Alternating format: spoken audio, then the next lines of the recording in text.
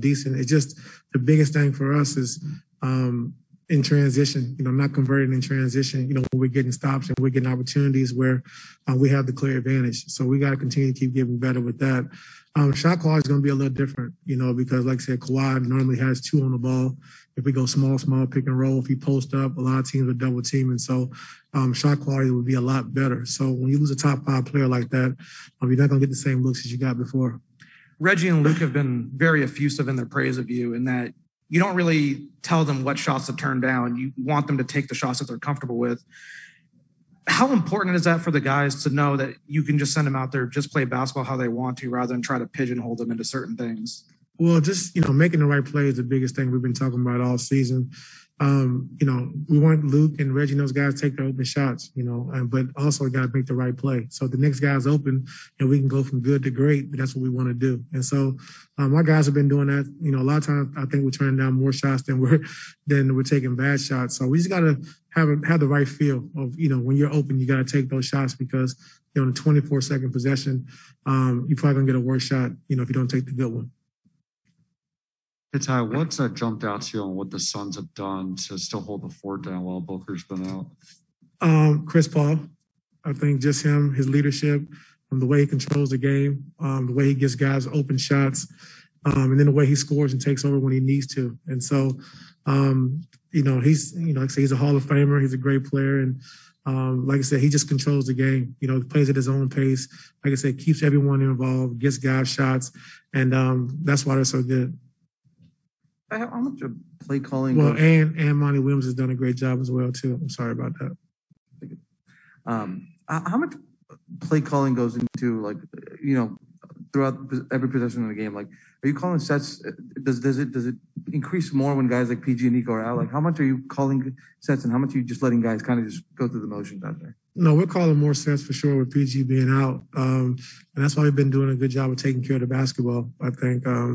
Having 8 turnovers last game was huge for us.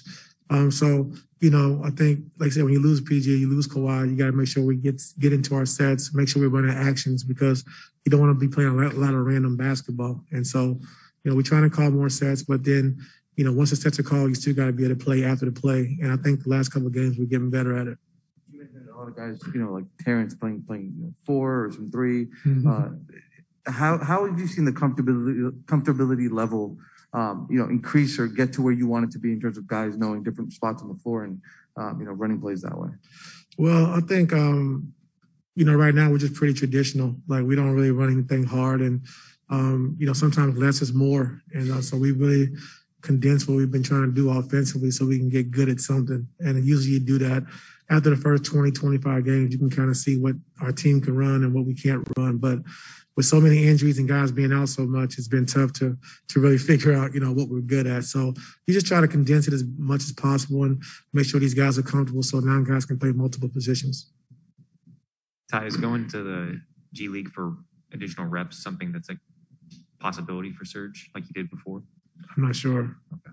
Is that something that he signaled he might be open to doing? We haven't talked about that. And then on the court stuff, I remember after the loss in Sacramento and even in Portland, a lot of talk about how the spacing was poor. You guys felt like the spacing was not good.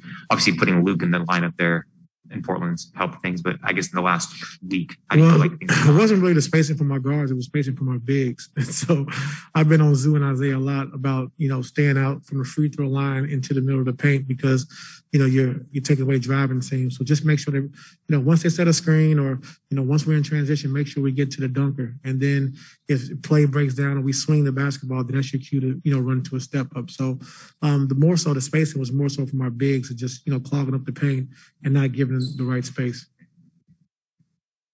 Hey, Ty, you've said that Isaiah's passing has surprised you a little bit, but when he first arrived here and you guys were sort of going through the process of signing him, what were you looking for from him, and what were your conversations with him like? I didn't know what I was looking for from him, but he like you said, he amazed me by the way he can pass the basketball, his reads, and his instincts, with the basketball in his hands. And so you don't really see that a lot from a guy who's 6'11", 7 foot to be able to make instinctive plays like he can. So that right there surprised me. And then him being athletic, his athleticism of, rolling to the basket, be able to catch lobs, and just his motor. I think his motor is great, especially if you add him with Terrence and Luke and the way they play in that second unit. He's a great fit.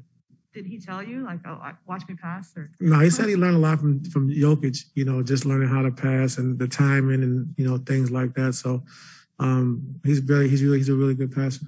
I know he told you about his float game. Yeah. So we had a battle of the floaters, him and Rashad Holmes in Sacramento the other day. And so we tease him about that, but he has a nice touch around the basket as well. Thanks, Coach. Oh, yeah.